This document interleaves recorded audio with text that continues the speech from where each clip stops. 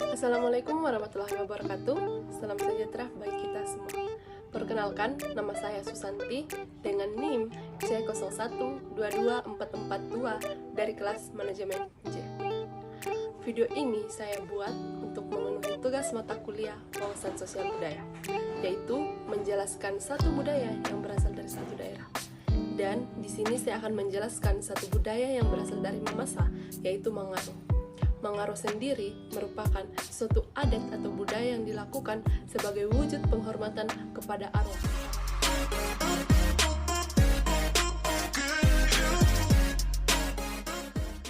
Merupakan hal yang tidak bisa dipisahkan, bahkan tidak dapat dihindari oleh semua makhluk. Ada rindu yang terpendam untuk para leluhur yang telah dahulu mendahului kita. Begitu pula yang dirasakan oleh orang-orang yang ada di Mamasa, yang bahkan sangat menghargai arwah nenek moyang. Itulah sebabnya ada adat yang dinamakan Mangaro. Ritual atau tradisi Mangaro ini dilakukan di awal bulan setelah panen. Semua keluarga menggunakan kesempatan ini untuk berziarah ke alang-alang, sebutan untuk kuburan atau tempat para mayat disimpan. Sebelum mayat diaro atau diangkat dari kubur, para keluarga terlebih dahulu akan meletakkan sesajian atau yang disebut dengan makapui pangan. Dalam sesajian ini berisi daun sirih, kapur, dan juga buah pinang yang telah dibelah. Hal ini dilakukan untuk meminta izin terlebih dahulu kepada arwah para leluhur yang mayatnya akan diangkat atau diaro. Ritual berkunjung ke alang-alang atau kuburan ini disebut dengan mak bungai. Setelah meletakkan sesajian atau makapui pangan selesai, para laki-laki akan membuka pintu alang-alang. Kemudian mayat dikeluarkan dari dalam alang-alang. Para keluarga yang berkunjung juga diizinkan bahkan boleh masuk ke dalam alang-alang untuk melihat mayat. Di dalam alang-alang sendiri biasanya berisikan 20 mayat.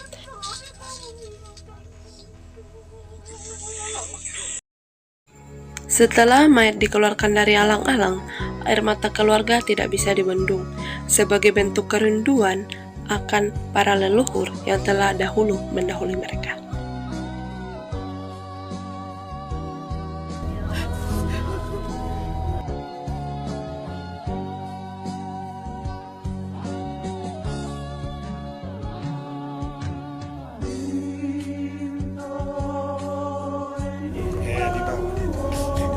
Di sini.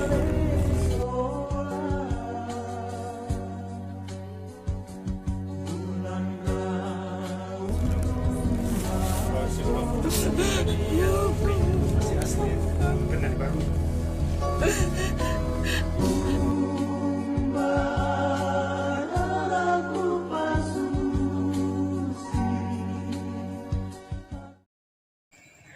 Keesokan harinya, barulah ritual Mangaro ini dilaksanakan. Mayat dikeluarkan dari dalam alang-alang, kemudian diganti kainnya dengan kain yang baru.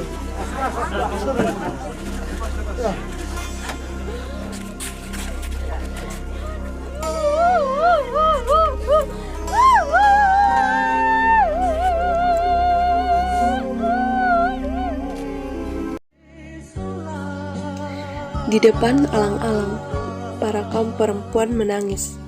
Air matanya laksana titik-titik kondensasi yang telah lama terpendam. Mereka mengenang akan kebaikannya, mereka rindu akan kebersahajaannya, dan akan selalu mengingat tawa dan nasihatnya.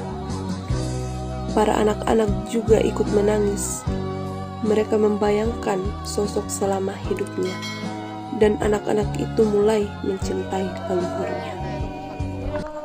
Setelah itu, kemudian pintu alang-alang kembali ditutup.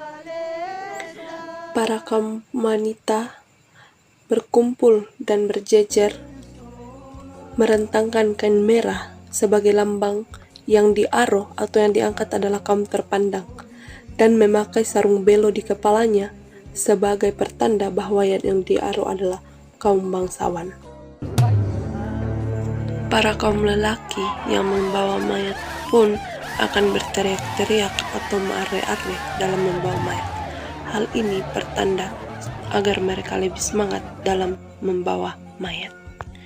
Yang berjalan di depan adalah para orang yang membawa obor. Obor ini sendiri bertanda bahwa mayat diarak dan arwah menuju lantang. Lantang sendiri merupakan tempat para mayat ini akan diletakkan lalu kemudian diganti kainnya sebelum dikembalikan ke dalam alang-alang.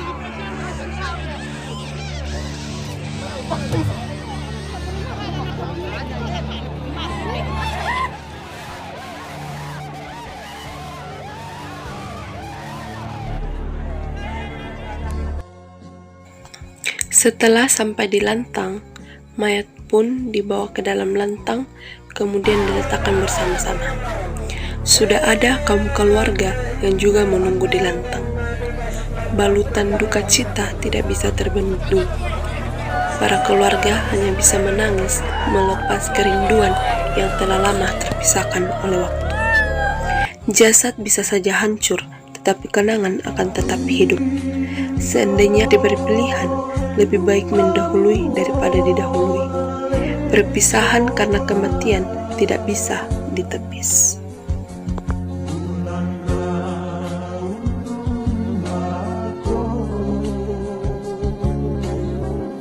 Pada malam hari, ibadah dilakukan, puja-puji dilanturkan, berharap para leluhur dapat tenang dan yang masih hidup bisa diberikan penghiburan dan dikuatkan oleh Yang Maha Kuasa. Setelah ibadah, kaum lelaki akan melingkar dan melakukan ritual Mak Badong.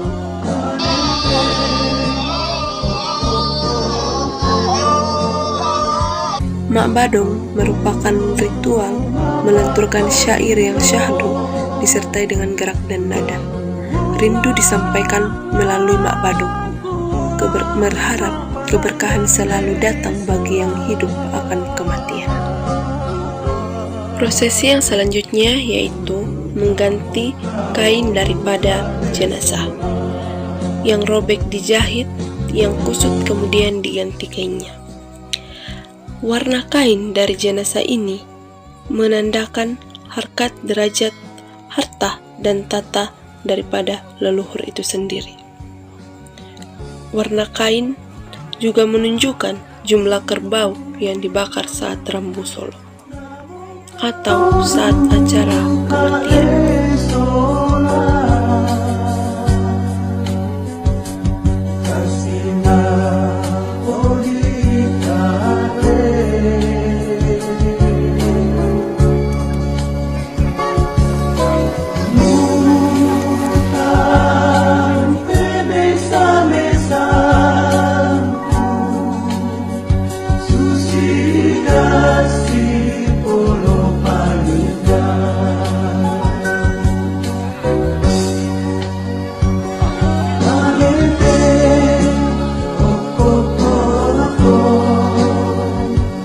Raka Tempolong merupakan nama jahitan yang digunakan untuk menjahit para mayat ini.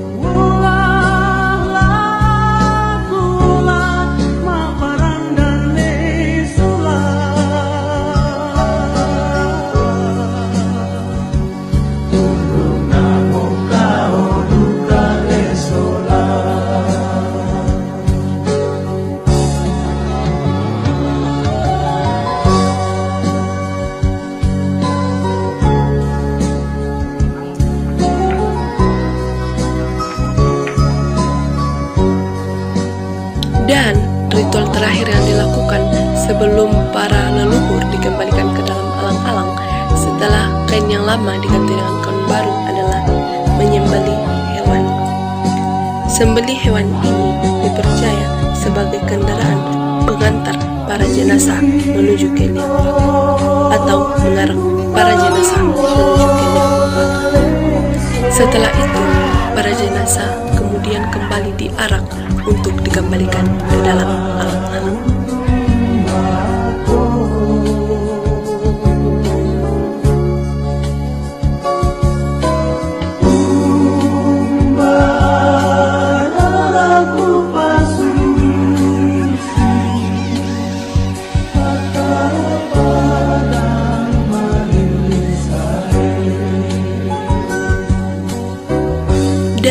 Upacara yang terakhir adalah jenazah yang telah diaruh kembali dikembalikan ke dalam alang-alang.